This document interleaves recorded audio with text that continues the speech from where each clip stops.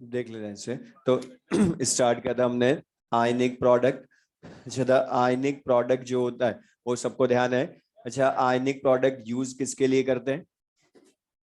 जो हमने लिखा था यूज, उसका दोबारा पढ़ो। हमने क्या लिखा था कि with the help of ionic product we can predict whether a chemical precipitation take place और नॉट। मतलब अच्छा था, आयनिक प्रोडक्ट अगर इक्वल्स टू केएसपी होगा तो प्रेसिपिटेशन होगा या नहीं होगा? अच्छा, वो सैचुरेशन की कंडीशन है। अच्छा, सैचुरेशन पर प्रेसिपिटेशन होता है या डिसोल्यूशन या कुछ नहीं होता? हम क्या बोलते हैं, दोनों इक्वल रेट से होती है, मतलब कुछ भी एक्स्ट्रा नहीं होता। अच्छा, प्रेसिपिटेशन कब होता है? When ionic product greater then Ksp हो, और अगर ionic product less than Ksp आए तो प्रेसिपिटेशन नहीं होगा या सॉल्ट का डिसोल्यूशन होगा। अब जो हमने सारी चीजें पढ़ी, ध्यान सुना, हमने बोला आयनिक प्रोडक्ट इसका सबसे इंपॉर्टेंट टॉपिक है। तो इसके क्वेश्चंस ध्यान से करना। तो क्वेश्चन लिख लें इसके।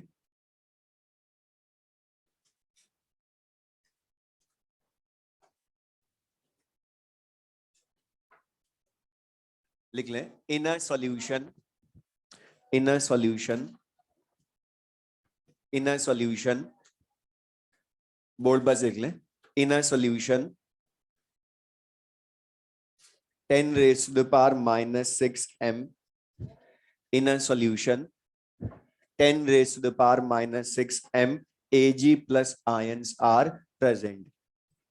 In a solution 10 raised to the power minus 6 m Ag plus ions are present. Find अब इसमें टू पार्ट्स हैं क्वेश्चन में। First concentration of chloride ion, concentration of chloride ion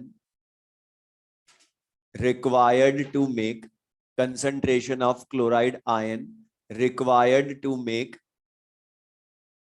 saturated solution of AgCl, required to make saturated solution of AgCl, required to make saturated solution of AgCl. Second part लिख लें, concentration of chloride ion, second concentration of chloride ion by which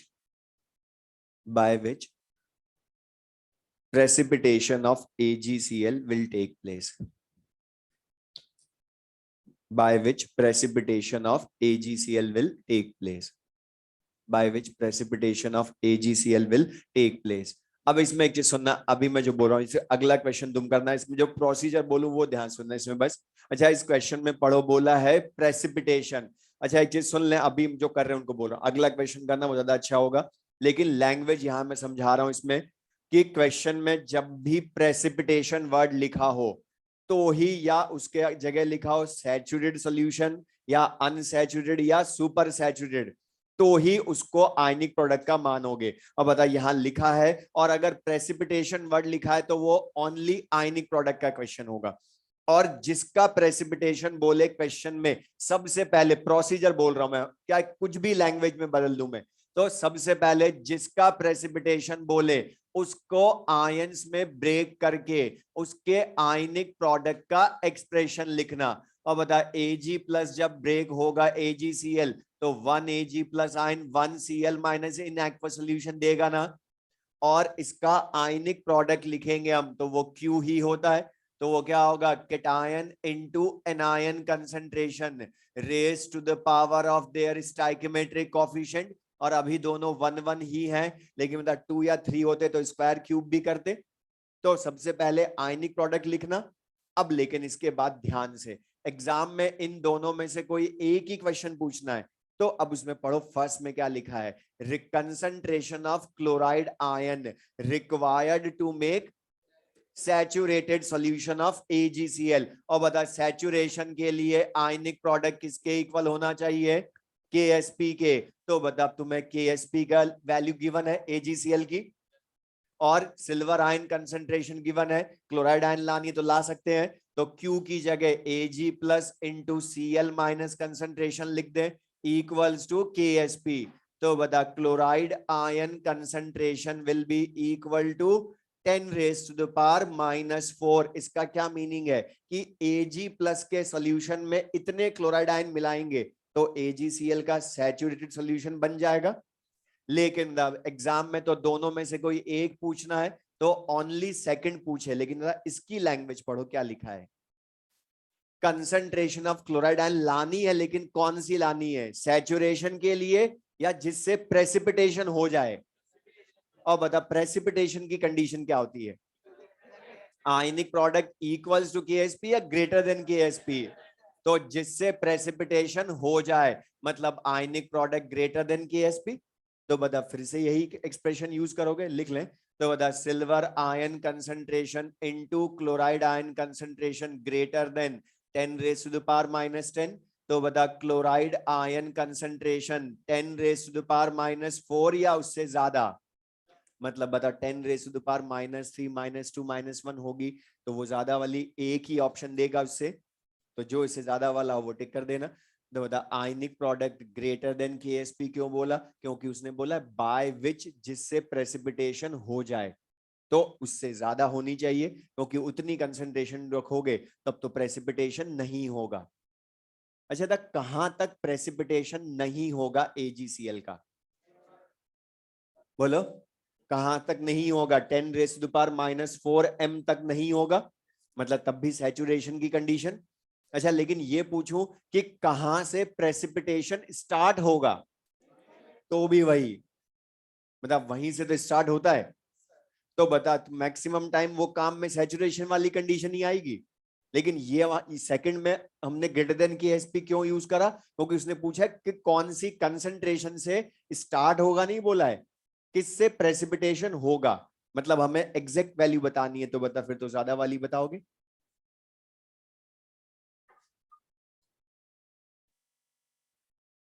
तो बस language में हम थोड़ा थोड़ा change करेंगे कि क्वेश्चन में बस चेक करना है कि प्रेसिपिटेशन हो रहा है, स्टार्ट हो रहा है, या कहां तक प्रेसिपिटेशन नहीं होगा। ये बस लैंग्वेज में ध्यान से पढ़ के कंडीशन कौन सी यूज करनी है, लेकिन प्रोसीजर एक, जिसका भी प्रेसिपिटेशन बोले, चाहे तुम्हें क्वेश्चन पढ़कर समझ में भी ना आए कैसे होगा, तो भी बोल रहा हूं आयनिक प्रोडक्ट का एक्सप्रेशन लिखना, ये तुम्हारा क्वेश्चन हमेशा सॉल्व करवाएगा। क्वेश्चन लिख ले next. In a solution,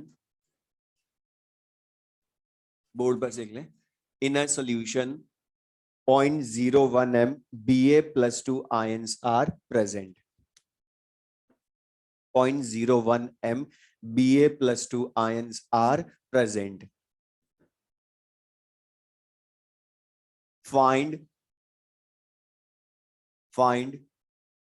OH negative ion concentration. OH negative ion concentration at which precipitation of BaOH whole twice will begin. At which precipitation of BaOH whole twice will begin. और given लिख लें board पर से, KSP of BaOH whole twice is 4 into 10 raised to the power minus 15. KSP of BaOH whole twice is 4 into 10 raised to the power minus 15.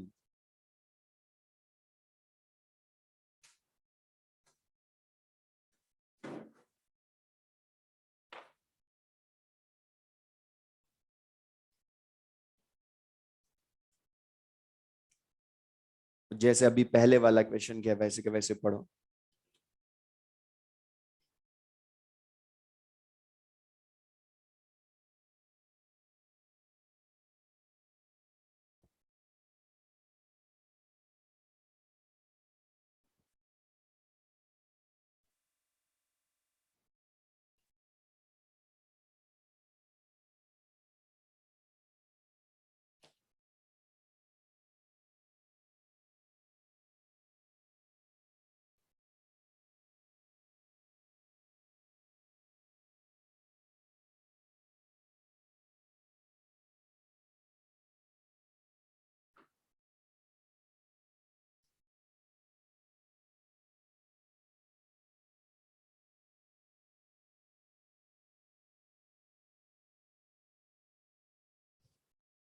इतना लेंदी है ही नहीं question. मैं बोला जो भी मतलब प्रेसिपिटेशन वर्ड लिखा है इसमें, तो मैं तो जो आता वो करो पहले होता। आयनिक प्रोडक्ट का लिखोगे एक्सप्रेशन, लेकिन किसका लिखोगे? जिसका प्रेसिपिटेशन बोले। तो BaOH होल्ट वाइज बोला, तो बता इसको आयन में ब्रेक करके लिखोगे तो 1 बेरियम आयन 2 OH आयन देगा। इसका आयनिक प्रोडक्ट का एक्सप्रेशन लिखोगे तो बता cation into anion concentration raise to the power of their stoichiometric coefficient. अच्छा बता, अब के कॉफिशिएंट 1 और 2 हैं OH एंड बेरियम आयन के, तो the barium ion concentration into OH and concentration square. और इसमें सुनना, सबसे बड़ी सिली मिस्टेक है ये पावर में लिखना भूलना कॉफिशिएंट, जो अभी कुछ भूल गए। तो बताइए जिन जो भूले वो ध्यान रखना ही है, इसलिए मैं बोला आयन में ब्रेक करके फिर लिखना आयनिक प्रोडक्ट। अब यहां बता उसने क्या लिखा है, मतलब कौन सी कंडीशन यूज करूं? मतलब उसने क्या लिखा है? प्रेसिपिटेशन होता है, अभी सेकंड वाले क्वेश्चन के जैसा है प्रेसिपिटेशन, लेकिन मतलब यहां क्या लिखा है? Will begin. और इसने बाय विच लिखा है या एट विच लिखा है? एट विच मतलब जिस कंसंट्रेशन से स्टार्ट होगा। तो बताओ वो तो सैचुरेशन वाली होती है।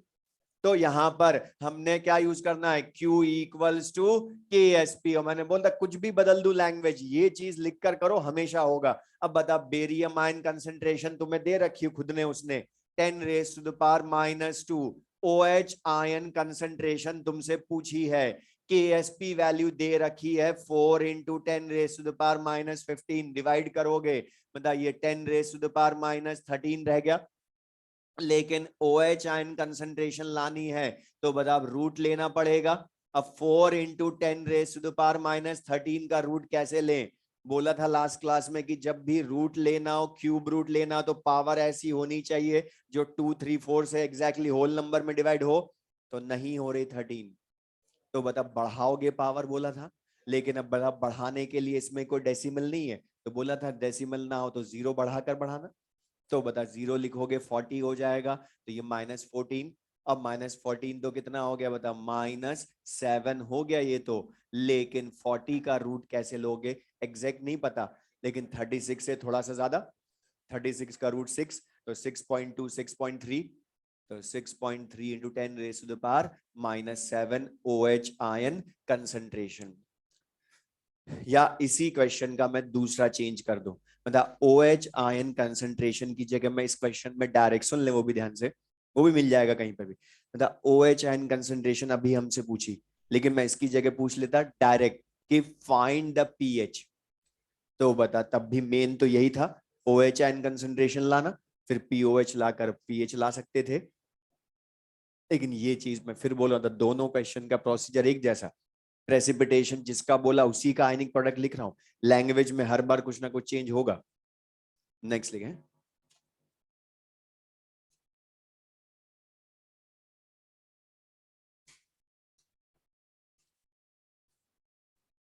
will a precipitate will a precipitate will a precipitate of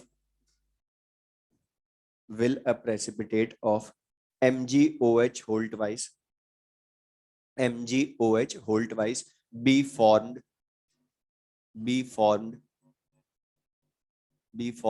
from board बस देख लें, from 10 raised to the power -3m, be formed from 10 raised to the power -3m MgNO3 whole twice solution MgNO3 whole twice solution if continuous में if its pH if its pH is adjusted to 9 if its pH is adjusted to 9 if its pH is adjusted to 9 और given लिख लें KSP of MgOH whole twice given KSP of MgOH whole twice is board पर लिख लें 1 into 10 raised to the power -12 और direct मत बताना कभी भी कि प्रेसिपिटेशन होगा या नहीं, चेक करना पहले आयनिक प्रोडक्ट को।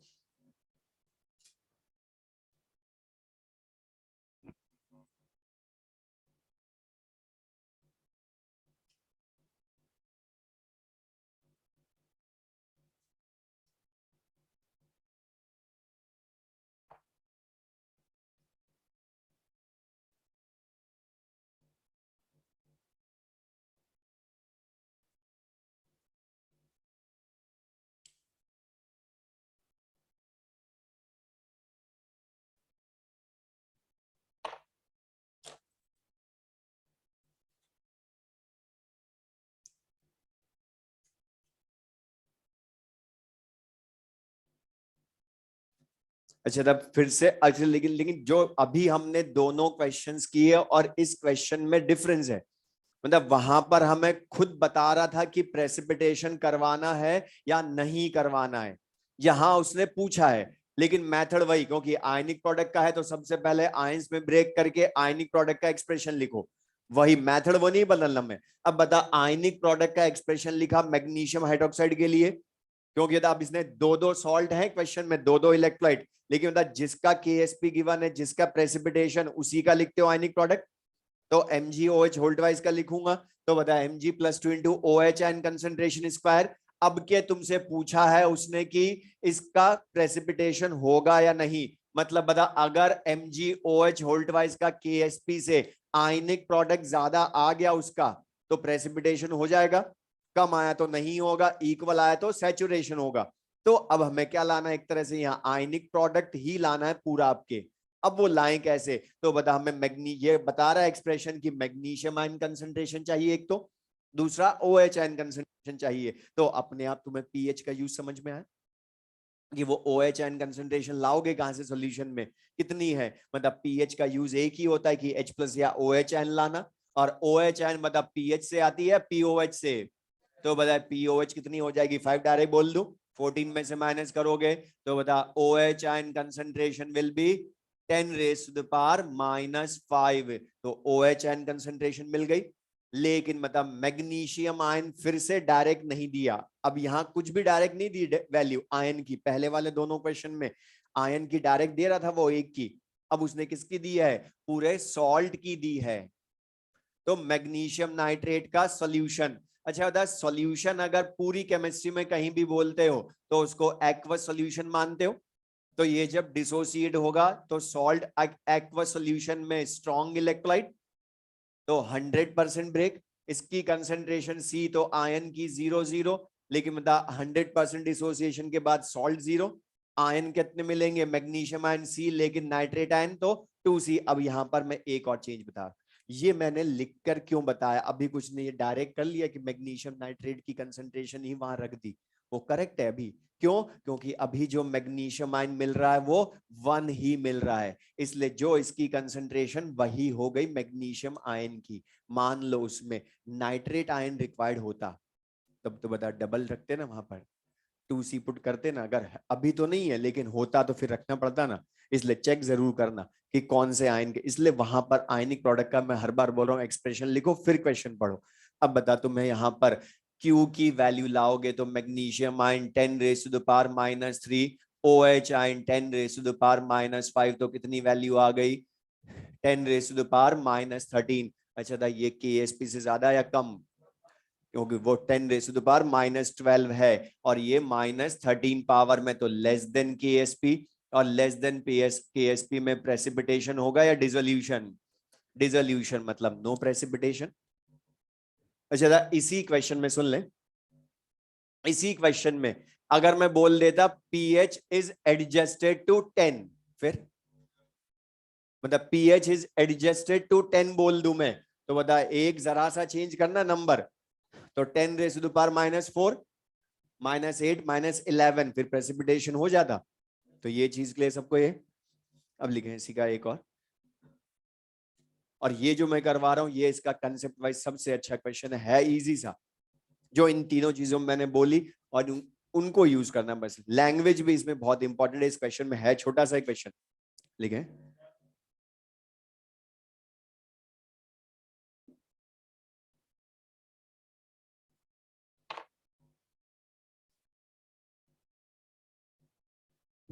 in a solution, in a solution 0.01 m, 0.01 m each of 0.01 m each of, board पर लिख लें, CrO4 -2 ions and Cl- ions are present, मतलब chromate ion and chloride ion दोनों की कंसेंट्रेशन दी है जो इन अ सॉल्यूशन प्रेजेंट है, इन a solution 0.01 m each of CrO4 -2 ion and Cl- ions are present। in this solution, in this solution, in this solution, silver ions, Ag plus ions are gradually added, gradually added, gradually added, which will precipitate first, which will precipitate first, Ag2CrO4 or AgCl, which will precipitate first, Ag2CrO4 और AgCl। और board पर लिख लें given data उनके लिए, दोनों के KSP लिख लें, KSP of Ag2CrO4 and KSP of AgCl।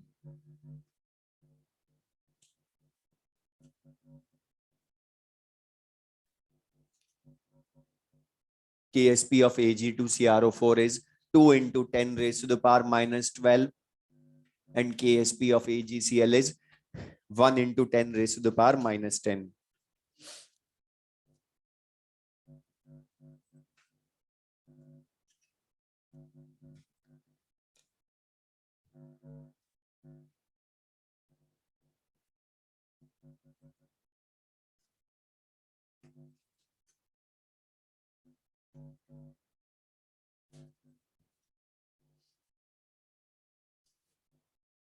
अब इसमें देख लेना है, पहले इस क्वेश्चन का मीनिंग समझना, मतलब कंसेप्ट वाइज ये बहुत अच्छा है, लैंग्वेज भी इसकी बहुत अच्छी है। क्वेश्चन में यहाँ पर ध्यान से पहले तो मीनिंग समझो, इसने बोला क्या है कि in a solution CrO4 - 2 ion and chloride ions are present, और दोनों की कंसंट्रेशन कितनी है 0.01 m ईच। तो बता इन अ सॉल्यूशन ये दोनों प्रेजेंट हैं।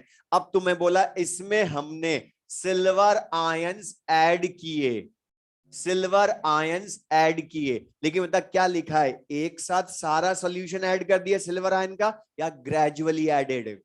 तो ये वर्ड्स जो लिखे इनका मीनिंग समझना, ग्रेजुअली एडेड मतलब एक साथ सारा सॉल्यूशन ऐड नहीं करा, धीरे धीरे ऐड कर रहे हैं। तो तुमसे पूछा है Ag+ जो है ये प्रेसिपिटेट पहले किसको करवाएगा, सिल्वर क्रोमेट को, सिल्वर क्लोराइड को, ये हमें लाना है। लेकिन बता है तो क्वेश्चन प्रेसिपिटेशन का, स्टार्टिंग से बोल रहा हूं प्रेसिपिटेशन का क्वेश्चन हो, जिनका प्रेसिपिटेशन बोले सबसे पहले आयनिक प्रोडक्ट का एक्सप्रेशन लिखो, बाद में सोचेंगे कैसे करना है। तो बता सिल्वर क्रोमेट का प्रेसिपिटेशन बोला है, तो उसको आयंस में जब ब्रेक करके लिखोगे तो ये बता 1 सिल्वर आयन देगा या 2 सिल्वर आयन, और क्रोमेट आयन 1 देगा। तो इसका आयनिक प्रोडक्ट का एक्सप्रेशन लिखूंगा तो सिल्वर आयन कंसंट्रेशन का स्क्वायर भी होगा इसमें, और dichromate ion power 1 chromate ion. अच्छा सेकंड क्या बोला है, AgCl का प्रेसिपिटेशन, तो AgCl को भी आयन में ब्रेक करके लिखो तो बता ये 1 सिल्वर आयन ही देगा और 1 क्लोराइड आयन ही देगा। तो इसका आयनिक प्रोडक्ट का एक्सप्रेशन लिखोगे तो silver ion concentration power 1, chloride ion concentration power 1 लिखोगे। अब समझना यहाँ पर ध्यान से, लैंग्वेज वाइज ये बहुत अच्छा क्वेश्चन है, जबकि है बहुत छोटा सा क्वेश्चन, पहले वालों से भी छोटा। अब लेकिन यहाँ पर मतलब मीनिंग वापस बोल रहा हूं, मतलब इन सॉल्यूशन ये दोनों प्रेजेंट है, सिल्वर आयंस को धीरे धीरे ऐड किया। तो तुमसे पूछा है सिल्वर आयन पहले AgCl का प्रेसिपिटेशन, अच्छा बता जिसका प्रेसिपिटेशन पहले होगा उसका मीनिंग उसका प्रेसिपिटेशन पहले स्टार्ट होगा ना। तो तुमसे ये पूछा इन दोनों में से प्रेसिपिटेशन किसका पहले स्टार्ट होगा, मतलब बताओ कंडीशन क्या यूज करूं, Q ग्रेटर देन KSP या इक्वल्स टू KSP। स्टार्ट होने की कंडीशन क्या होती है, सैचुरेशन। मतलब बता यहां पर मैं दूसरी चीज कहां से लिख रहा हूं, KSP इक्वल्स टू Q क्यों लिखा, ये समझ में आया। क्योंकि पहले किसका प्रेसिपिटेशन होगा उसका मीनिंग है पहले किसका स्टार्ट होगा। तो बता Q इक्वल्स टू KSP करूंगा दोनों में। अब दो सबसे इंपॉर्टेंट चीज, मतलब पहले प्रेसिपिटेशन किसका स्टार्ट होगा, जिसके लिए सिल्वर आयंस की कंसंट्रेशन ज्यादा रिक्वायर्ड होगी या कम। तो ढूंढो किसमें किसके लिए कम चाहिए सिल्वर आयन, तो अब ये हमें क्वेश्चन खाली इतना सा पूछ रहा था कि सिल्वर आयन कंसंट्रेशन फाइंड करो, लेकिन डायरेक्ट नहीं बोला लैंग्वेज में। ये तुम्हें समझना था कि प्रेसिपिटेशन स्टार्ट उसका पहले होगा जिसके लिए कम Ag प्लस रिक्वायर्ड होंगे। मतलब इसने जो हमने फर्स्ट क्वेश्चन किया था क्लोराइड आयन वाला, वही क्वेश्चन पूछा है इनडायरेक्टली, लेकिन लैंग्वेज पूरी बदल दी कि सिल्वर आयन की कंसंट्रेशन किसके लिए कम चाहिए होगी। तो बता, silver ion concentration square KSP of silver chromate 2 into 10 raised to the power minus 12 upon silver chromate ion concentration 10 raised to the power minus 2, लेकिन स्क्वायर हटाओगे तो रूट भी आएगा, तो 2 into 10 raised to the power minus 10। अच्छा, root 2 value 1.414 into 10 raised to the power minus 5। तो बताइए क्या show कर रहा है कि सिल्वर क्रोमेट के लिए तो इतने सिल्वर आयन कंसंट्रेशन चाहिए। इसी तरह से यहां कितनी चाहिए सिल्वर आयन कंसंट्रेशन, वो हम ला सकते हैं KSP value 1 into 10 raised to the power minus 10 upon 10 raised to the power minus 2, तो value will be 10 raised to the power minus 8। अब बताओ कम किसके लिए चाहिए, सिल्वर क्लोराइड के लिए या सिल्वर क्रोमेट के लिए? सिल्वर क्लोराइड के लिए। तो प्रेसिपिटेशन पहले किसका होगा, AgCl का। अब ये क्वेश्चन मैंने अभी क्यों करवाया उसका रीजन ध्यान सुनना, रुक जाओ। इसमें कुछ स्टूडेंट जिन्होंने आंसर बोला था ये, उन्होंने क्या करा, खाली ये चेक कर लिया जो कुछ बुक्स में नोट्स में भी लिखा होता है कि जिसका KSP ज्यादा वो देर से प्रेसिपिटेट, जिसका कम वो जल्दी प्रेसिपिटेट। रॉन्ग है। मतलब कम तो KSP सिल्वर क्रोमेट का है, लेकिन होगा देर से भी वही, क्योंकि सिल्वर आयन उसके लिए ज्यादा चाहिए। क्यों हो रहा है उसका रीजन, बिकॉज ये अलग अलग टाइप के हैं, इनके फॉर्मूले डिफरेंट टाइप के हैं। मैं बोल सकता था कि जिसका KSP ज्यादा वो देर से प्रेसिपिटेट, वो कब बोलता, जब सेम टाइप के होते, जैसे AgCl AgBr AgI, वहां मैं KSP से बता देता, क्योंकि बता वहां सेम टाइप के लिए तो KSP अपॉन कंसंट्रेशन तो फिक्स है। तो बता जिसका KSP ज्यादा वो देर से प्रेसिपिटेट, जिसका कम वो जल्दी प्रेसिपिटेट। तो ये वाला क्वेश्चन, अब बता ये क्वेश्चन बहुत अच्छा है। इस टाइप के क्वेश्चन पहले एम्स में बहुत आते थे, लेकिन रैंक डिसाइडिंग क्वेश्चन हो गया, जबकि क्वेश्चन में कुछ भी टफ नहीं है।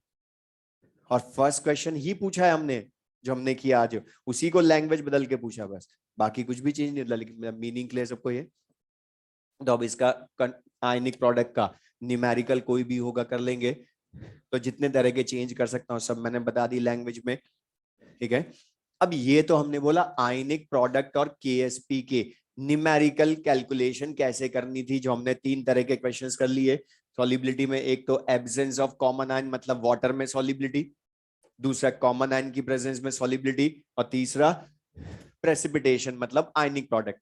अब इसी का एक थियोरेटिकल क्वेश्चन जिसको हम इंडस्ट्रियल प्रिपरेशन में भी यूज करते हैं या इंडस्ट्रीज में भी यूज करते हैं। जो इंडस्ट्रीज में हम प्यूरिफिकेशन करते हैं NaCl का, या प्रेसिपिटेशन जल्दी करवाते हैं सोप्स का, तो वो कैसे करवाते हैं, उसमें भी आयनिक प्रोडक्ट और KSP को ही यूज करते हैं उनके। तो ये थियोरेटिकल 2 पॉइंट है बस छोटे छोटे से, तो लिख लेने के साथ बोर्ड पर लिख लें। Precipitation of common salt NaCl, precipitation of common salt NaCl, precipitation of common salt NaCl। अब इसमें लिख लें, in the saturated solution of NaCl,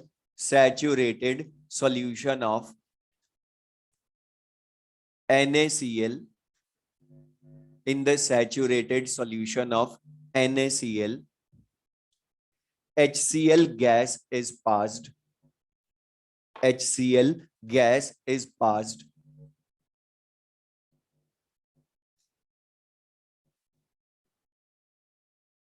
for the to precipitate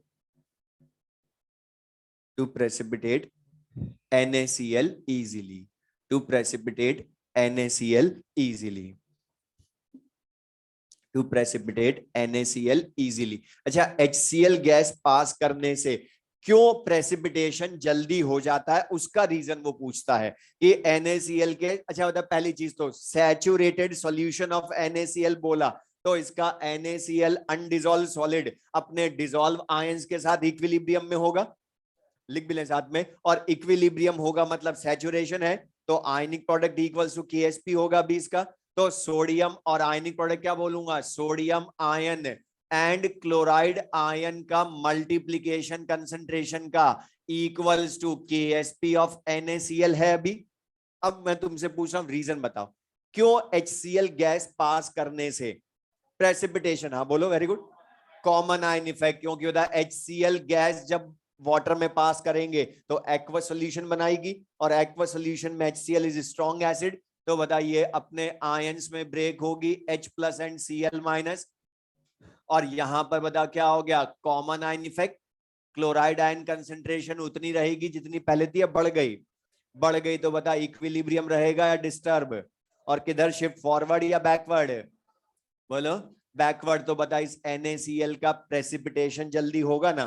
तो वो तुमसे ये क्वेश्चन पूछता है कि why HCl gas is passed through saturated solution of NaCl, तो रीजन क्या बोलेंगे, सिंपल सा, प्रेसिपिटेशन जल्दी करने के लिए, लेकिन वो लिखेगा नहीं ऑप्शन में, तो रीजन क्या, प्रेसिपिटेशन जल्दी हुआ क्यों, इसको मिलाने से, क्योंकि बता क्लोराइड आयन कंसंट्रेशन बढ़ गई तो उसका multiplication with sodium ion concentration, मतलब वो भी तो ज्यादा हो जाएगा ना KSP से, तो रीजन क्या हो गया, आयनिक प्रोडक्ट ग्रेटर देन KSP करने के लिए, लेकिन आयनिक प्रोडक्ट डायरेक्ट नहीं लिखेगा, वो लिखेगा sodium and chloride ion concentration का मल्टीप्लीकेशन ग्रेटर देन KSP करने के लिए, तो बात एक ही है।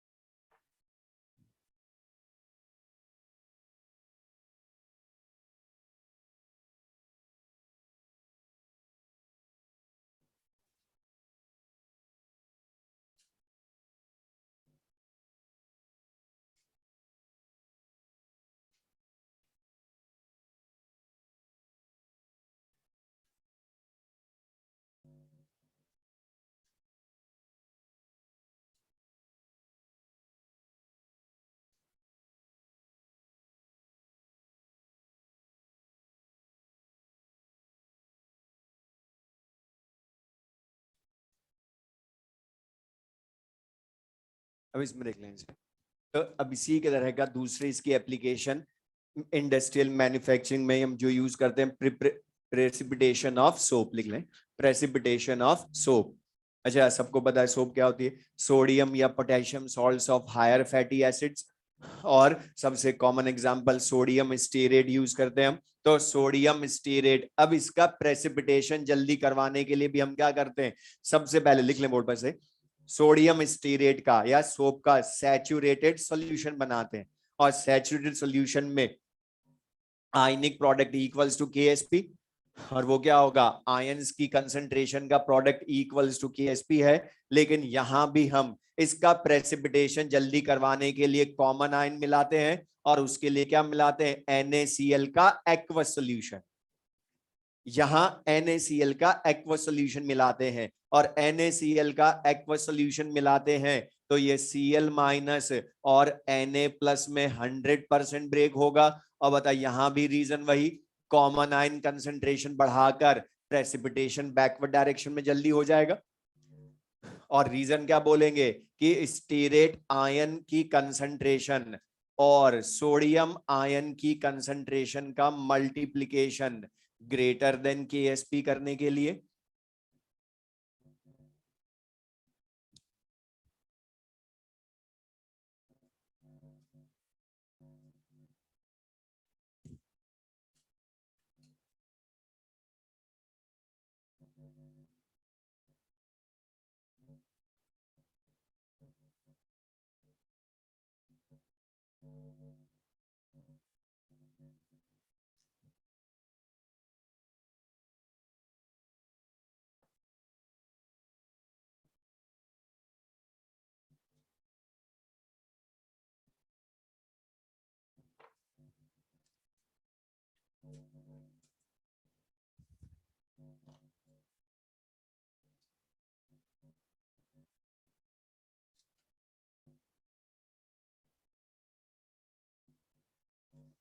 तो प्रेसिपिटेशन ऑफ सोप या प्रेसिपिटेशन ऑफ कॉमन सॉल्ट।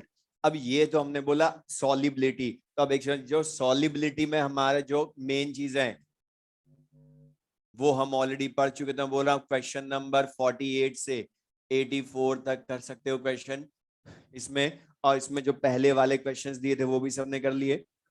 तो बोल रहा हूँ नेक्स्ट क्लास में हम इनके डाउट भी डिस्कस कर लेंगे, लेकिन उसके पहले भी यहाँ बताएं जो मेन हमारा जो चैप्टर है वो हो गया। लेकिन अब कुछ टॉपिक्स जो छोटे छोटे हैं लेकिन फिर भी उनके क्वेश्चन कंपटीशंस में आते हैं, जो एनसीईआरटी में डायरेक्ट नहीं है लेकिन फिर भी क्वेश्चन आते हैं, तो वो भी हमें आने चाहिए।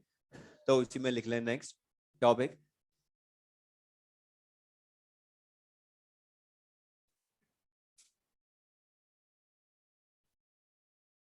आइसोहाइड्रिक सॉल्यूशंस।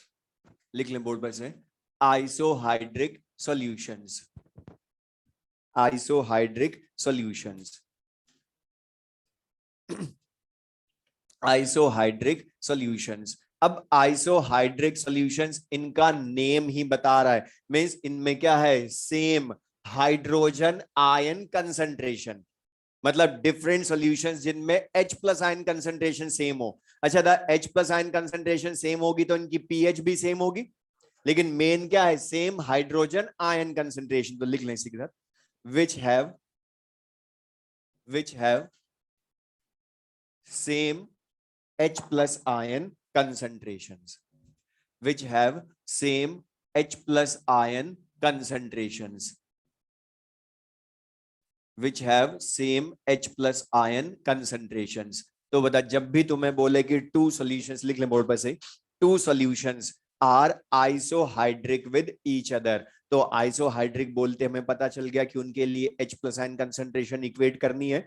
अब मैं क्वेश्चन की फॉर्म में बोलूं, जैसे सपोज टू वीक एसिड्स हैं, टू वीक एसिड्स मैं अज्यूम कर रहा हूं है HA1 एंड HA2, ये टू वीक एसिड्स हैं HA1 एंड HA2, और इनके लिए मैं बोलूं कंसंट्रेशन C1 और आयनाइजेशन कांस्टेंट Ka1 है, HA2 concentration C2 and ionization constant Ka2 है।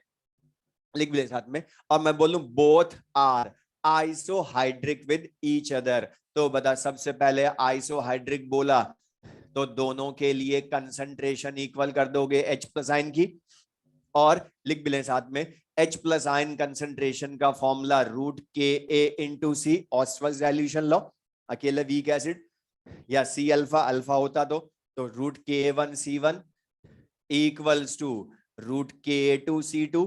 अच्छा था, दोनों साइड्स रूट हैं तो स्क्वायर लेने पर दोनों हट जाएंगे, तो क्या रह जाएगा Ka1 C1 equals to Ka2 C2। तो वो तुमसे पूछ लेगा, इसमें कोई न्यूमेरिकल नहीं पूछना उससे ज्यादा, वो खाली इतना सा पूछेगा, ये ऑप्शन में लिख देगा K1 C1 वाले रिलेशन, पूछेगा which of the following is correct for isohydric solutions, तो हम बता सकते हैं, या मतलब कंसंट्रेशन की जगह वॉल्यूम लिख सकते हो क्या इसमें, या कंसंट्रेशन वॉल्यूम के डायरेक्टली या इनवर्सली प्रोपोर्शनल, इनवर्सली प्रोपोर्शनल, तो बता C की जगह 1/V रख सकते हो, तो बता क्या हो जाएगा Ka1 upon V1 equals to Ka2 upon V2, या बता Ka1 V2 equals to Ka2 V1 भी बोल सकते हो क्रॉस मल्टीप्लाई करके भी। तो आइसोहाइड्रिक सॉल्यूशंस का meaning which have same hydrogen ion concentration, और वो hydrogen ion concentration weak acids के लिए मतलब इस तरह से हम यूज कर सकते हैं। तो क्वेश्चन में इसमें बस थियोरेटिकली बस हमसे ये कंडीशंस ही यूज करवाता है के और सी या के और वी के लिए। अब इसी में कई बार एक और टर्म हमें लिखी हुई मिलती है, रिलेटिव स्ट्रेंथ ऑफ, या रिलेटिव स्ट्रेंथ, लिख लें next term, relative strength of acids, relative strength of acids.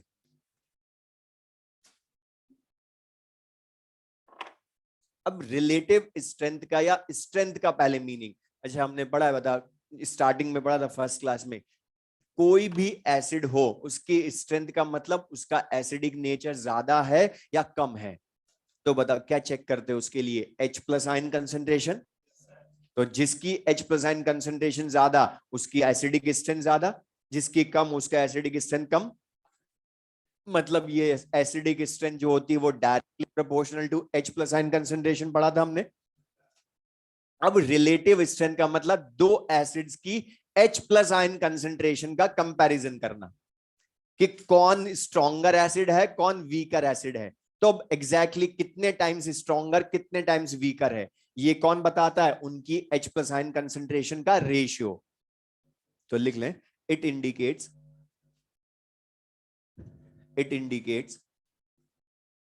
how many times it indicates how many times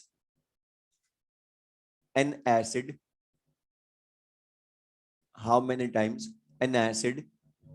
is stronger than the how many times an acid is stronger than the other acid is stronger than the other acid is stronger than the other acid। और लिख लें board पर से, relative strength find कैसे करेंगे, H plus ion concentration का ratio लेकर।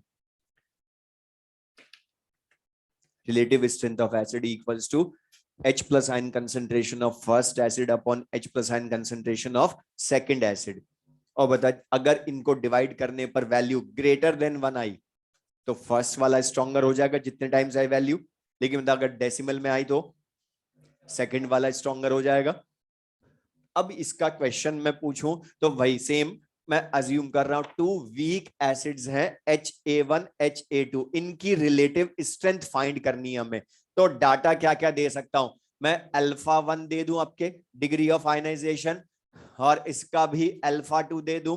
अब मैं तुमसे पूछूं find relative strength of HA1 and HA2, मतलब मुझे क्या करना पड़ेगा, इन दोनों की H प्लस आयन कंसेंट्रेशन लाकर उनका रेशियो लेना पड़ेगा ना। अगर बता C और अल्फा दे रखा हो तो H plus ion concentration C alpha, तो क्या लिख लेंगे, लिख भी ले साथ में C1 alpha 1 upon C2 alpha 2, लेकिन Ka की टर्म में लिखें तो root Ka1 C1 upon root Ka2 C2 लिखोगे। लेकिन मतलब न्यूमरेटर डिनोमिनेटर दोनों में रूट है तो इसी को बता होल रूट भी लिख सकते हो ना। तो इसी को क्या लिख देंगे, whole root K1 C1 upon K2 C2।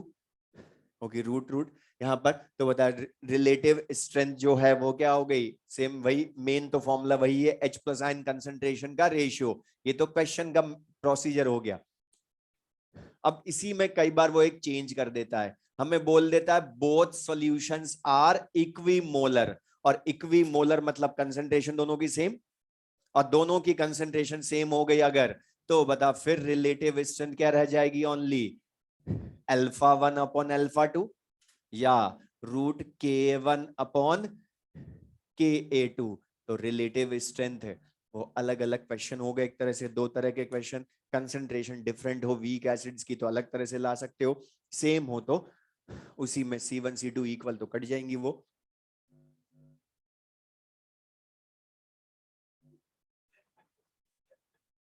तुम पढ़ाओगे फिर, जितना जरूरत उतना बोला करो। तो बताइए क्लियर सबको ये, तो रिलेटिव स्ट्रेंथ ऑफ एसिड्स ये मीनिंग क्लियर सबको। तो बता two weak acids HA1 HA2, तो रिलेटिव स्ट्रेंथ हमने जैसे फाइंड की तो बता सेम वैसे के वैसे बेसिस के लिए भी फाइंड कर सकते हो, लेकिन तब वहां H प्लस आयन कंसेंट्रेशन पर डिपेंड करती है OH आयन कंसेंट्रेशन पर। तो सेम वैसे बता वीक बेसिस हो या बेसिस हो तो relative strength H plus ion की जगह OH आयन कंसेंट्रेशन का रेशियो हो जाएगा, लिख लें। तो relative strength of bases OH ion concentrations का ratio, OH ion concentration of first base upon second base. अब एक ये जो न्यूमेरिकल वैसे ज्यादा मिलना है नहीं, क्वेश्चन इनमें से टॉपिक्स पर जिस पर मिलता अगर तो वो है इंडिकेटर।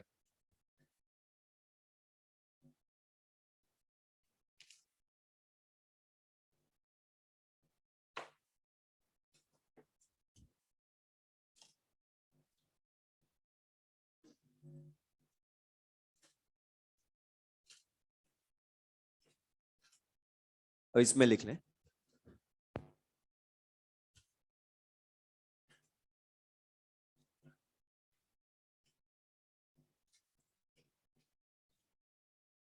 इसमें इंडिकेटर में लिख लें an indicator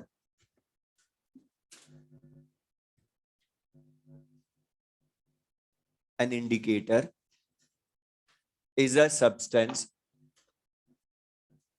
An indicator is a substance that undergoes.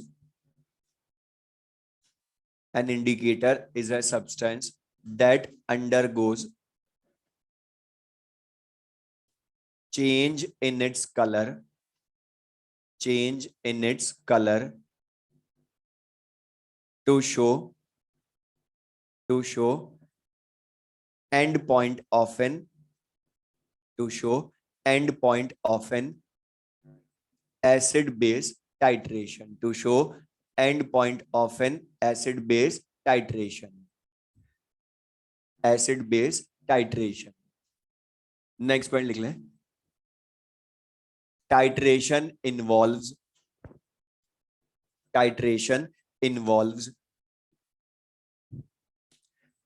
neutralization of acid and base. Neutralization of acid and base. Board पर देख लें इसमें। अब ये जो लिखा पॉइंट्स, पहले तो इंडिकेटर का यूज कहाँ करते हैं या कैसे हमने करना यूज, यहाँ टाइट्रेशन वर्ड जो बोला उसका मीनिंग क्या है। अच्छा, थ्योरेटिकली तो जब हम एसिड एंड बेस की रिएक्शन करवाते हैं, ध्यान सुनना, एसिड एंड बेस की रिएक्शन को थ्योरेटिकली हम बोलते हैं न्यूट्रलाइजेशन। लेकिन उसी न्यूट्रलाइजेशन को जब प्रैक्टिकल लैब में करते हैं तो उसका नेम ऑफ प्रोसेस हो जाता है टाइट्रेशन। तो ये ध्यान रखना है, ये न्यूट्रलाइजेशन ही, लेकिन प्रैक्टिकल लैब में या प्रैक्टिकली जब करते हैं तो न्यूट्रलाइजेशन को बोलते हैं टाइट्रेशन। अब एसिड एंड बेस की ये टाइट्रेशन तुमने कहां देखी होगी? अच्छा, प्रैक्टिकल फाइल बनाई थी, खरीदी थी? अगर खुद ने बनाई होगी तो पता होगा, नहीं तो मैं जो बोलूं वो मान लेना। तो सुन लेना इनसे, एसिड एंड बेस बता, तुमने अगर प्रैक्टिकल फाइल बनाई होगी या प्रैक्टिकल लैब में कभी गए होंगे तो वहां पर, या प्रैक्टिकल फाइल अगर बना खरीदी भी होगी तो भी अगर उसको खोल के देखा होगा उसमें क्या है, तो उसमें प्रैक्टिकल लिखे होंगे एसिड एंड बेस टाइट्रेशन के। तो वो उसमें इंडिकेटर यूज करते क्यों हैं वो पहले मैं बस पता, खाली सिंपल सा मीनिंग बता रहा हूं बस, जिससे हमें ये इंडिकेटर का यूज समझ में आएगा कि जो हम कर रहे हैं। इसमें हम लेते हैं, ध्यान से देखना, इसमें हम in a glass tube called burette, उसमें लेते हैं बेस का सॉल्यूशन, उसमें लेते हैं बेस का सॉल्यूशन। और कोनिकल फ्लास्क, उसमें लेते हैं हम मोस्टली एसिड ही, एसिड का सॉल्यूशन लेते हैं। और इस एसिड की नॉर्मेलिटी एंड वॉल्यूम हमें दोनों नोन होते हैं। और इसमें मोस्टली प्रैक्टिकल लैब में जब करते हैं प्रैक्टिकली, तो ये वॉल्यूम इस एसिड के सॉल्यूशन को स्टैंडर्ड सॉल्यूशन बोलते हैं, और उसमें इसका वॉल्यूम V1 लेते हैं 25 मिलीलीटर, खाली बस वो ध्यान रखना है। तो N1 इसका वॉल्यूम, इसका V1 नोन होता है। बेस इसमें ऐड करते हैं धीरे धीरे, ग्रेजुअली ऐड करते हैं धीरे धीरे, एक साथ सारा ऐड नहीं करते हैं, वो भी रीजन बताएंगे भी आगे।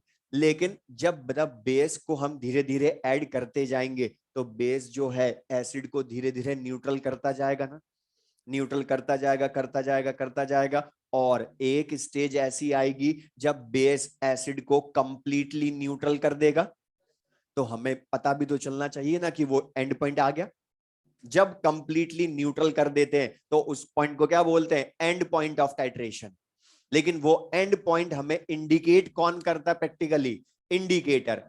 इंडिकेट करने में काम आते हैं वो सब्सटेंस, इसलिए नाम क्या रखा है? इंडिकेटर। लेकिन ये इंडिकेटर हम मिलाते किस में है? ये हम मिलाते हैं फ्लास्क में, और बहुत थोड़ा सा अमाउंट ही रिक्वायर्ड होता है इसका, और इसको टाइट्रेशन के पहले ही हम मिला देते हैं एसिड के सोल्यूशन में। और सबसे ज्यादा इंडिकेटर जो हमारे सिलेबस में वो दो ही है, फिनोफ्थलीन एंड मिथाइल ऑरेंज। और ध्यान हो जिन्होंने प्रैक्टिकल किए होंगे तो बता, जब हम इंडिकेटर फिनोफ्थलीन लेते हैं तो उसको जब फ्लास्क में मिलाते हैं तो वो कोई कलर शो नहीं करता, कलरलेस रहता है।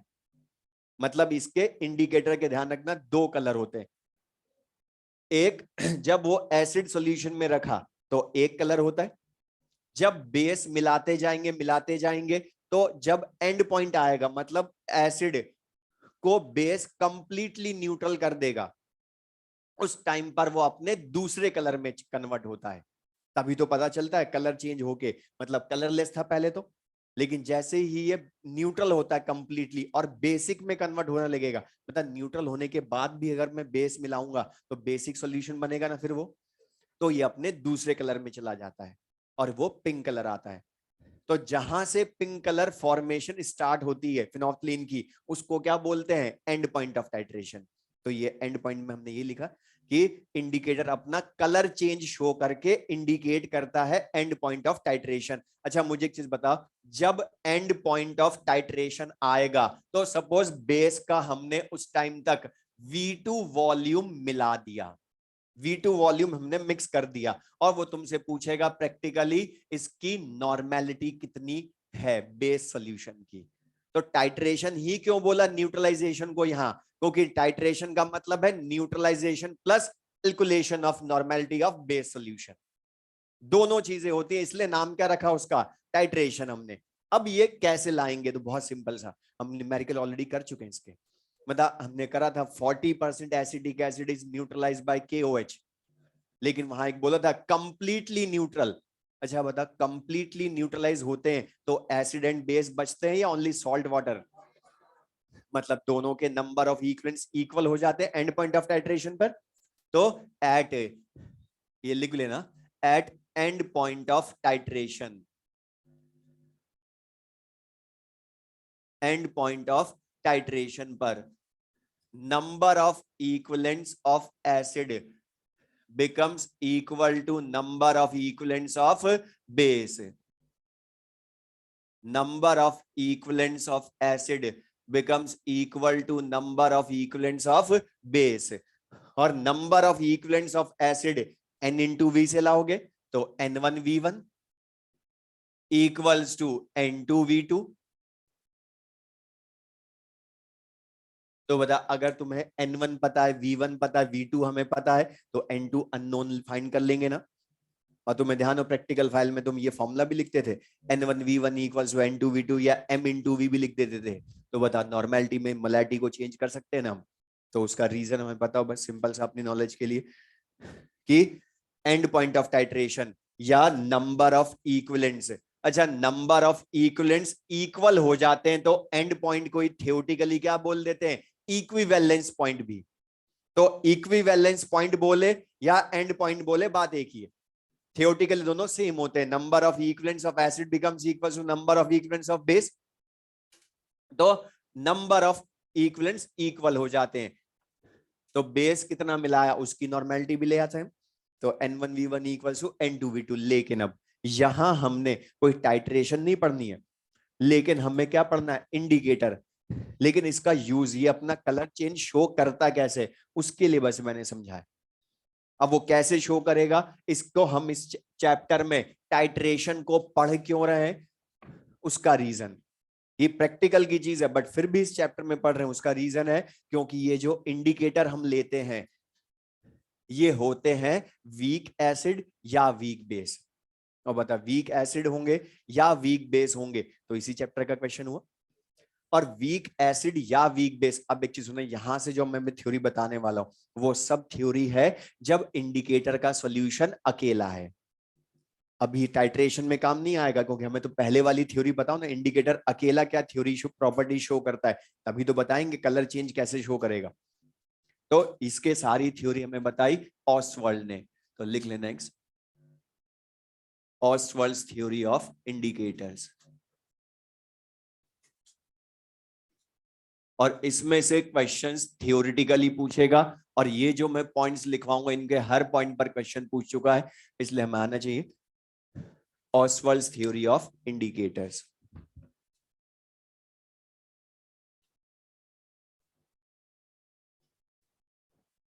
ऑसवाल्ड्स theory of indicators,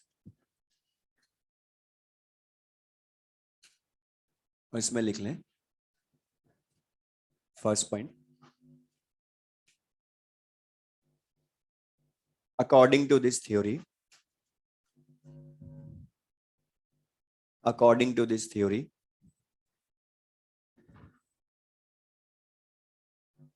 indicators are weak organic acids and bases, are weak organic acids and bases, weak organic acids and bases. Next point लिखें,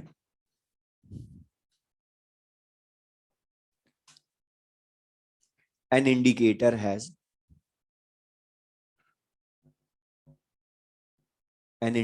has light color in its unionized form, in its unionized form, and dark color in its ionized form, in its ionized form. Next point लिख लें, an indicator has one color, an indicator has one color in acidic medium, one color in acidic medium, and a different color in basic medium,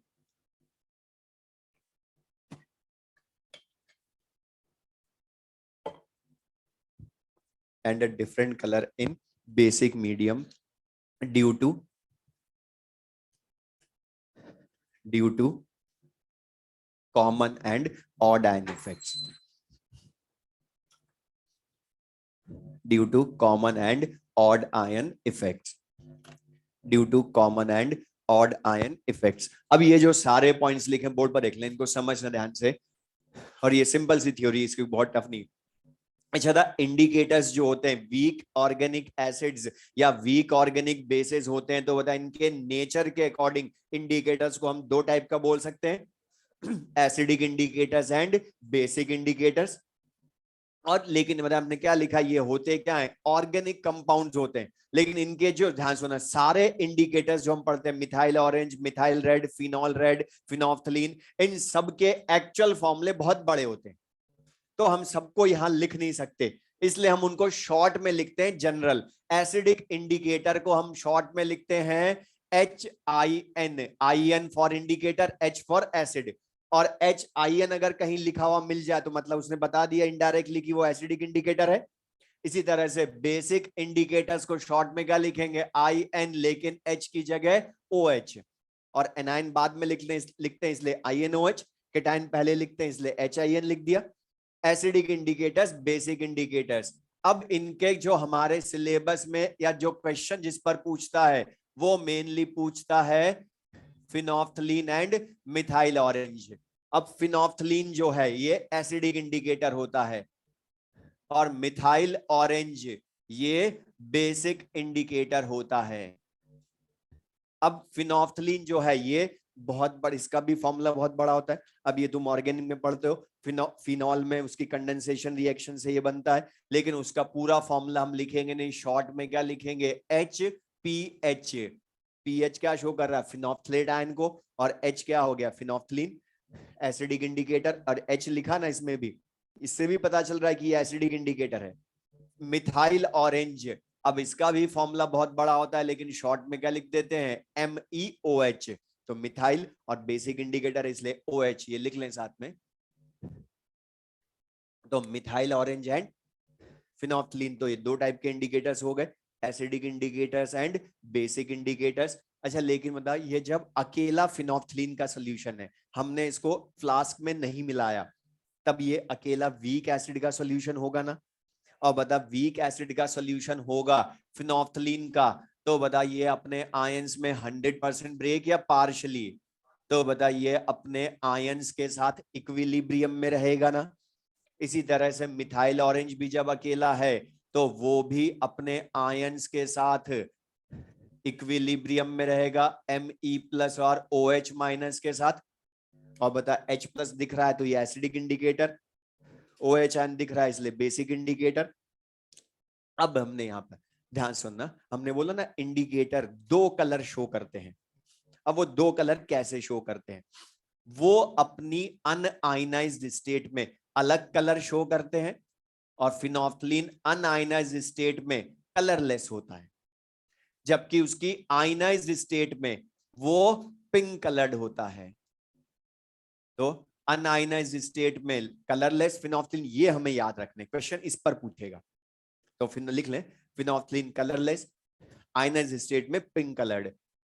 methyl orange भी un-ionised state में yellow coloured होता है, और ionised state में reddish orange होता है। हम लिखते हैं मिथाइल ऑरेंज, लेकिन एग्जैक्टली इसका कलर ऑरेंज नहीं होता, ना रेड होता है, रेडिश ऑरेंज होता है। तो मिथाइल ऑरेंज। तो यहां पर अब एक हमने जो सेकंड पॉइंट लिखा कि every indicator has light colour in its un-ionised state, वो चेक करो। फिनोल्फथलीन अनआयनाइज्ड स्टेट में कलरलेस, जबकि आयनाइज्ड स्टेट में पिंक कलर। और बता कलरलेस से तो कोई भी कलर डार्क ही होता है, तो फिनोल्फथलीन जो है आयनाइज्ड स्टेट में डार्क कलर में, अनआयनाइज्ड स्टेट में लाइट कलर में। यहां भी येलो को रेड से कंपेयर करो, तो reddish orange dark colour, yellow light colour. तो ये क्लियर सबको। अब लेकिन क्वेश्चन जो थर्ड पॉइंट लिखा उस पर आता है, लेकिन बोर्ड पर देखो, उसमें जो हम पढ़ चुके हैं पहले उसी के अकॉर्डिंग तुम बताना। आज भी हमने ऐसे क्वेश्चन किए। तो मैं तुमसे बोलूं, अगर फिनोल्फथलीन को एसिडिक मीडियम में मिलाते हैं, तो पहली चीज तो बता, एसिडिक मीडियम मतलब एसिडिक सॉल्यूशन में मिला रहे हो, तो बता एसिडिक सॉल्यूशन में कौन से आयन की कंसंट्रेशन ज्यादा, OH आयन की या H+ आयन की। तो मैं तुमसे क्वेश्चन पूछूंगा फिनोल्फथलीन का, in acidic medium, in acidic medium कौन सा कलर होता है, पिंक या कलरलेस। तो बता कौन सा होगा, एसिडिक मीडियम में भी H+ आयन, फिनोल्फथलीन खुद भी H एसिडिक, तो बता यहां क्या हो गया, common ion, H+ common ion हो गए ना। और कॉमन आयन कंसेंट्रेशन बढ़ेगी तो बता ये इक्विलिब्रियम किधर जाएगा, बैकवर्ड। और बैकवर्ड गया तो पिंक कलर मिलेगा या कलरलेस। इसीलिए तो बता फ्लास्क में जब एसिड लेते हैं तो कलरलेस ही मिलता है ना पहले, तो उसका रीजन कॉमन आयन इफेक्ट। तो कॉमन आयन इफेक्ट की वजह से एसिडिक मीडियम में ये क्या शो करता है, कलर, कलरलेस शो करता है। तो कॉमन आयन इफेक्ट की वजह से एसिडिक मीडियम में ये क्या शो करता है, कलर, कोई कलर शो ही नहीं करता, कलरलेस। लेकिन बता इसी को अगर हम बेसिक मीडियम में मिला दें या बेस की कंसंट्रेशन ज्यादा कर दें, तो बता बेसिक मीडियम में मिलाएंगे तो फिर तो उसमें OH आयन कंसंट्रेशन ज्यादा होगी, और OH आयन कंसंट्रेशन ज्यादा हुई तो बता फिनोल्फथलीन तो अभी भी एसिडिक इंडिकेटर ही है, तो बता अब इनमें कॉमन आयन या ऑड आयन इफेक्ट होगा, क्योंकि बता H+ और OH आयन तो ऑड आयन होते हैं ना। अब बता जब बेसिक मीडियम में फिनोल्फथलीन को मिलाएंगे तो H+ आयन कंसंट्रेशन कम कर देगा या फिनोल्फथलीन के इक्विलिब्रियम की, तो बता किधर शिफ्ट होगा इक्विलिब्रियम, बैकवर्ड या फॉरवर्ड, फॉरवर्ड। और बता फिर क्या कलर मिलेगा, पिंक कलर मिलेगा। लेकिन रीजन क्या होगा इसका, कॉमन आयन या ऑड आयन इफेक्ट है, ऑड आयन इफेक्ट। तो हमने ये लिखा थर्ड पॉइंट कि इन एसिडिक मीडियम ये अपने एक कलर में होते, लेकिन बेसिक मीडियम में अपने दूसरे कलर में चले जाते। तभी तो बता न्यूट्रल होता है, और थोड़ा सा बेस ज्यादा मिलाते हो तो बेसिक का मीडियम हो गया ना फिर उस टाइम, तो बता वो अपने कलर को चेंज कर लेता है, कलरलेस से पिंक। वो भी समझ में आया कलर चेंज करता कैसे है। और हमने लिखा ना due to common ion effect या ऑड आयन इफेक्ट करता चेंज, तो कॉमन आयन इफेक्ट या ऑड आयन इफेक्ट ही हुआ। तो वो तुमसे क्वेश्चन पूछेगा फिनोल्फ्थलीन, डायरेक्ट क्वेश्चन बोल रहा हूं, बोलेगा इन एसिडिक मीडियम क्या कलर शो करता है तो कलरलेस, बेसिक मीडियम में पिंक कलर्ड। अब जैसे हमने ये समझाया सेम वैसे मिथाइल ऑरेंज के लिए बताएं यहां पर। अब बता इन एसिडिक मीडियम अगर हम बोलते हैं मिथाइल ऑरेंज को, तो एसिडिक मीडियम में मिथाइल ऑरेंज में मतलब एसिडिक मीडियम में तो अभी भी H प्लस आयन कंसेंट्रेशन ही ज्यादा होगी ना, होगी वहां पर। लेकिन अब कॉमन आयन या ऑड आयन इफेक्ट है, ऑड आयन इफेक्ट, और ऑड आयन इफेक्ट होगा तो बता आपके OH आयन की कम होगी इक्विलिब्रियम वाली, और OH आयन की कंसेंट्रेशन कम तो इक्विलिब्रियम बैकवर्ड या फॉरवर्ड। तो बता येलो कलर मिलेगा रेडिश ऑरेंज, और किसकी वजह से मिलेगा, due to odd ion effect. ये रेडिश ऑरेंज या रेड ऑरेंज कलर शो करेगा।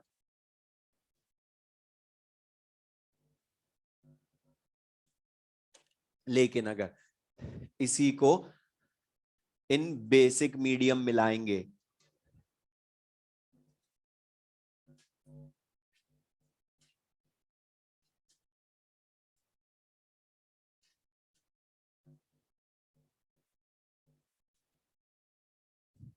अब बता बेसिक मीडियम में मिलाओगे तो अब ऑड आयन या कॉमन आयन, क्योंकि मिथाइल ऑरेंज बेसिक है इसलिए उसका कॉमन आयन हुआ, और बेसिक मीडियम तो और कॉमन आयन इफेक्ट हुआ।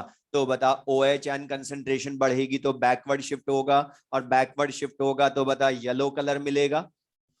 और रीजन उसका क्या है, ड्यू टू ऑड आयन या कॉमन आयन इफेक्ट।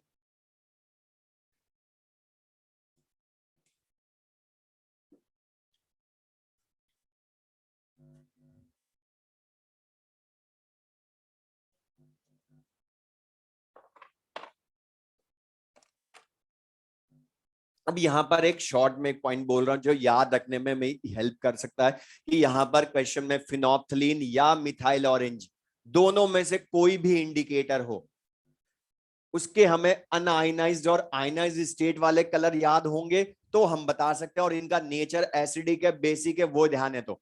अच्छा यहाँ पर ध्यान से तुमने देखा है कॉमन चीज, जब भी कॉमन आयन इफेक्ट हुआ तो इंडिकेटर हमेशा अपने लाइट कलर में है। कॉमन आयन इफेक्ट में वो हमेशा अपने लाइट कलर में होता है, मतलब पिंक एसिडिक इंडिकेटर का कॉमन आयन एसिडिक मीडियम तो अपने लाइट कलर कलरलेस में है। बेसिक मीडियम में मिथाइल ऑरेंज का कॉमन आयन इफेक्ट तो अपने लाइट कलर येलो कलर में है। ऑड आयन इफेक्ट में हमेशा डार्क कलर में होता है। तो ये क्लियर सबको ये। अब ये तो हमने पढ़ा कि डिफरेंट कलर टाइट्रेशन में शो करता कैसे है, due to common odd ion effect वो समझ में आया, टाइट्रेशन में हमने इंडिकेट करने के लिए यूज किया था इसको। लेकिन मतलब जब ये अकेला वीक एसिड अकेला वीक बेस मतलब इसको टाइट्रेशन में नहीं मिलाया हमने, तब भी इसकी कुछ पीएच होगी ना, क्योंकि H प्लस और OH आयन है तो पीएच और पीओएच तो होगी। तो वो तुमसे इंडिकेटर की पीएच भी पूछता है। न्यूमेरिकल अगर इसका पूछता है तो पीएच, क्योंकि बता इस पूरे चैप्टर में हमने कुछ भी पढ़े अल्टीमेटली लानी तो पीएच ही है। तो लिख ले next, pH of acidic indicator, मतलब जब वो एसिड अकेला है तब उसकी पीएच कैसे लाएंगे, pH of acidic indicator, pH of acidic indicator। अब जैसे वही जनरल यहां पर फॉर्मूला बताऊंगा, फिनोल्फ्थलीन के लिए नहीं, कोई भी एसिडिक इंडिकेटर हो तो बता किसी भी एसिडिक इंडिकेटर का जनरल फॉर्मूला तो HIN है ना। अच्छा जब ये अकेला एसिडिक इंडिकेटर है HIN तो ये अपने आयंस के साथ इक्विलिब्रियम में होगा, तो इसके सॉल्यूशन में HIN जो हम लिखें इसका एसिडिक सॉल्यूशन जब होगा तो ये H प्लस और IN माइनस के साथ इक्विलिब्रियम में। अच्छा अब इसके दो मेथड हैं पीएच लाने के, तुम बताओ। पहला हम पढ़ चुके हैं इस चैप्टर में, मतलब ये वीक एसिड है ना अकेला, मोनोबेसिक ही मानना है हमने इंडिकेटर्स को, तो बता हमने ऑस्वाल्ड्स डाइल्यूशन लॉ पढ़ लिया ना। तो दो method, H plus ion concentration लाने के लिए C अल्फा या रूट Ka इंटू सी। लेकिन अब उसमें एक प्रॉब्लम, यहां पर क्वेश्चन में हमें सी कंसंट्रेशन एसिडिक इंडिकेटर की देता ही नहीं है। अल्फा या के तो दे देगा, लेकिन अब सी नहीं देता है तो फिर पीएच कैसे लाएं? वो ऑस्मोस डाइल्यूशन लॉ वाले फॉर्मूले डायरेक्ट तो यूज कर नहीं सकता, क्योंकि उसमें तो मुझे सी अल्फा या रूट के इंटू सी के लिए सी चाहिए, लेकिन देगा नहीं, तो फिर कैसे लाएंगे हम? तो इसके लिए इसका डिसोसिएशन या आयनाइजेशन कांस्टेंट का एक्सप्रेशन हमारा क्वेश्चन सॉल्व करवाएगा। कैसे? अच्छा, ये वीक एसिड है तो इसका डिसोसिएशन या आयनाइजेशन कांस्टेंट के ए होगा ना, या कई बार इसी की जगह के आई एन लिख देते हैं इंडिकेटर के लिए, तो के आई एन लिखूं या के ए लिखूं, बात एक ही है, लेकिन हम यूज के ए करेंगे जिससे हमें पता रहे पहले वाला ही है। अब इसको क्या लिखोगे था? होता तो ये इक्विलिब्रियम कांस्टेंट है, तो product upon reactant concentration raise to the power of their stoichiometric coefficient. यहां से बता H प्लस आयन कंसंट्रेशन में लिखूं तो क्या हो जाएगा? K a into H I N concentration upon I N minus concentration लिखोगे। और बता यहां से अगर मैं दोनों साइड्स का नेगेटिव लॉग ले लूं तो ये minus log X minus log Y, तो माइनस लॉग के ए और माइनस लॉग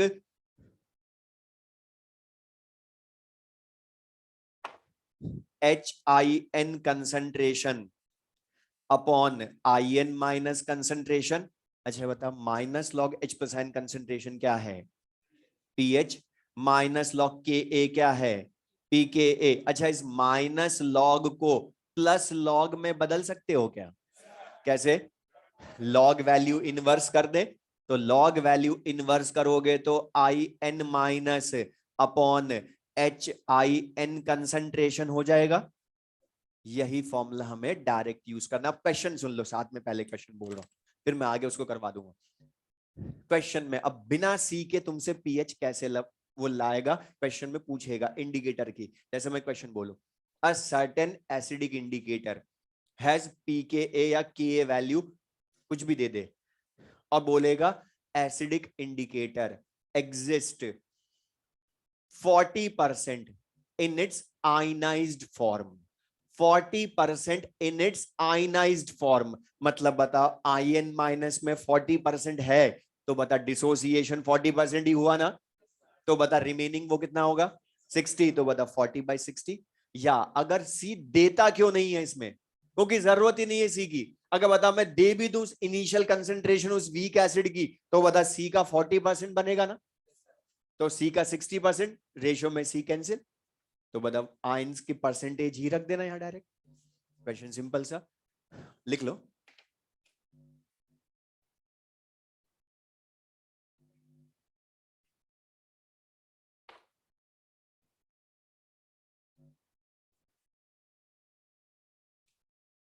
और बताइए ये जो आईएन माइनस है ये शो किसको कर रही है? आयनाइज्ड फॉर्म की कंसंट्रेशन को शो कर रही है ना, आयनाइज्ड फॉर्म कंसंट्रेशन। अच्छा, एच आई एन किसको शो कर रही है? अनआयनाइज्ड फॉर्म कंसंट्रेशन को। तो P H equals to P K a plus log ionised form concentration upon unionised form concentration भी बोल सकते हो।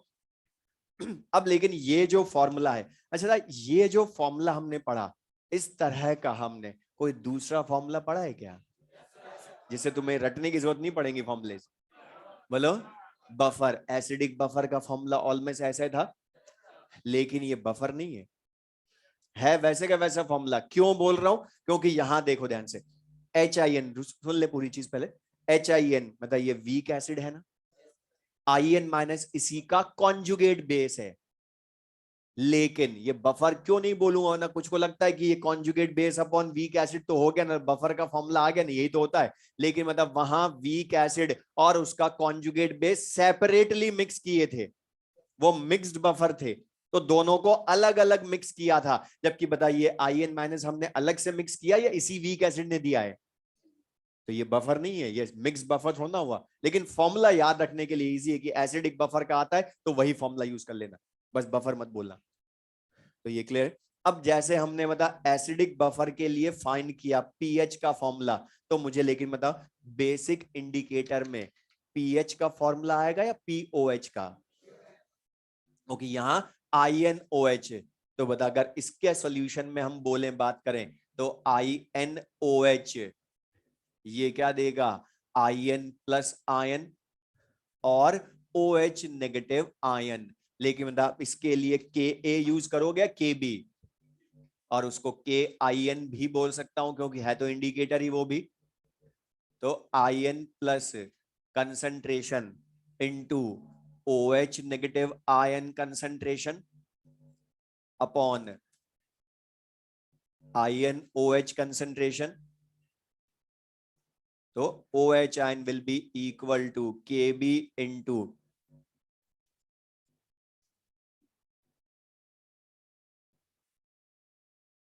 अच्छा था, डायरेक्ट लिख दूं POH का फॉर्मूला, नेगेटिव लॉग लोगे। लेकिन यहां पर भी पीएच की जगह ध्यान रखोगे POH equals to PKB plus log, और प्लस लॉग लिखते ही ये IN प्लस ऊपर चला जाएगा अपॉन INOH डिनोमिनेटर में आ जाएगा। तो POH equals to PKB plus log IN plus upon INOH concentration. अच्छा था, ये IN प्लस यहां भी यही फॉर्मूला आया है, लॉग में सेम है दोनों के पीएच के फॉर्मूले या पीओएच में, मतलब वो IN प्लस फिर से आयनाइज्ड फॉर्म है ना उसकी, और INOH क्या है उसकी? अनआयनाइज्ड फॉर्म, मतलब लॉग में तो सेम। और बता, एसिडिक इंडिकेटर का पीएच का फॉर्मूला पता है तो बेसिक इंडिकेटर का भी बता सकते हो, बस पीएच की जगह पीओएच कर लेना, पीके की जगह पीके भी, बाकी तो वही है, log ionised form concentration upon unionised form concentration.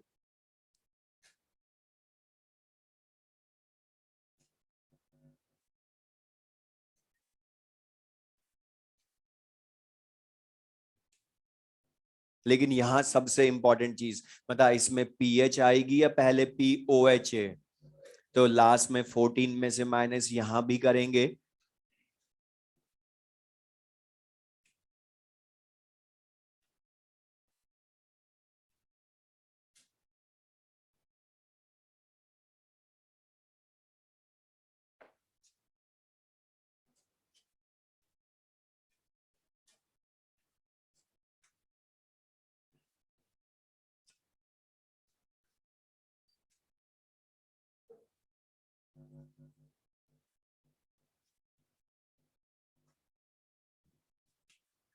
अब ये तो हमने बोला पीएच या P O H of acidic and basic indicator. तो P H equals to P K plus log ionised upon unionised form concentration, लेकिन बेसिक इंडिकेटर में P O H equals to P K B plus log ionised upon unionised form concentration. तो इनका use कर लेंगे। अब जैसे था, हमने जो बफर के लिए फॉर्मूले थे वो याद है एसिडिक बेसिक के, तो बता वही सब हमें इंडिकेटर में भी यूज करना है।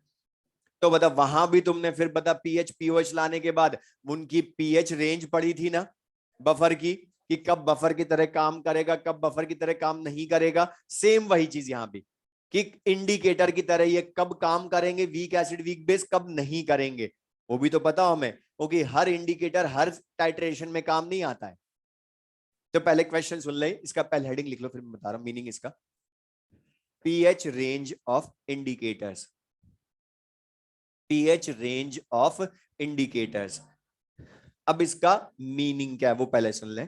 पीएच रेंज हम पढ़ क्यों रहे हैं, प्रैक्टिकली इसका यूज। अच्छा बता, हम एसिड बेस टाइट्रेशन करवाएंगे ना, तो एसिड एंड बेस स्ट्रॉन्ग भी होंगे वीक भी होंगे। तो ये ध्यान सुन लें, कोई भी इंडिकेटर हम सारी टाइट्रेशंस में काम में नहीं ले सकते हैं, हर इंडिकेटर स्पेसिफिक होता है। कौन सी टाइट्रेशन में इंडिकेटर काम आएगा, कौन सी टाइट्रेशन में वो काम में नहीं ले सकते, वो डिसाइड करती है उसकी पीएच रेंज। या वो सिंपली बोलूं तो इंडिकेटर की तरह वर्क कब करेगा टाइट्रेशन में, कब नहीं करेगा, वो हमें पता हो।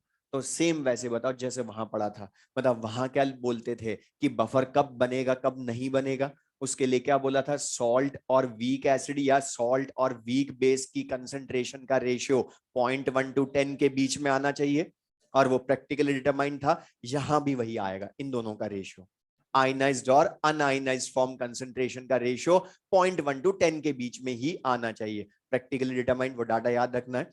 तो अब लेकिन ये पीएच रेंज फॉर लिख लें एसिडिक इंडिकेटर्स, अगर हम बोलते हैं फॉर एसिडिक इंडिकेटर्स,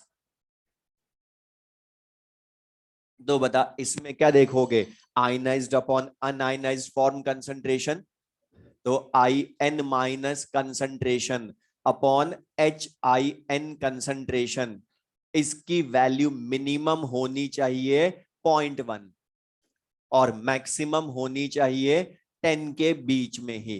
तो मिनिमम 0.1 और मैक्सिमम 10, मतलब किसी टाइट्रेशन में आयनाइज्ड और अनआयनाइज्ड फॉर्म का कंसंट्रेशन का रेशियो 0.1 से 10 के बीच में आता है तो वो इंडिकेटर उस टाइट्रेशन में काम आएगा, अदरवाइज नहीं आएगा काम में। अब तुम ही बता दो कि इसकी पीएच रेंज क्या होगी, अभी डायरेक्ट बता सकते हो। बता मिनिमम 0.1 मतलब log 1/10, तो बता पी के ए -1 और मैक्सिमम 10 रखूं तो पी के +1 डायरेक्ट लिख दूं पीएच रेंज।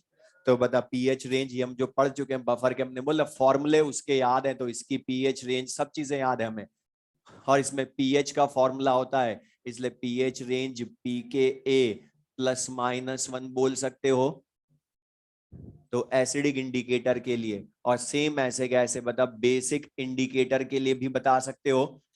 लेकिन मतलब बेसिक इंडिकेटर में पीएच रेंज होगी या पीओएच रेंज होगी, और वहां पर क्या होगा आईएन प्लस और ओएच, आईएन ओएच, मतलब फिर से वही आयनाइज्ड और अनआयनाइज्ड फॉर्म का रेशियो वही 0.1 to 10 होगा।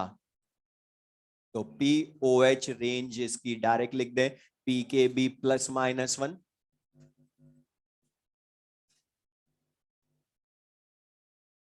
ठीक है, बाकी इसमें थोड़े से पॉइंट्स बचे हैं वो हम नेक्स्ट क्लास में पढ़ लेंगे। इंडिकेटर वाले क्वेश्चन अभी मत करना क्योंकि इसके जो सबसे ज्यादा क्वेश्चन आते हैं वो मैं नेक्स्ट क्लास में बताऊंगा। ठीक है, बाकी फिर हम नेक्स्ट क्लास में, और क्वेश्चंस जो बोले थे वो करके ले आओगे। ठीक है।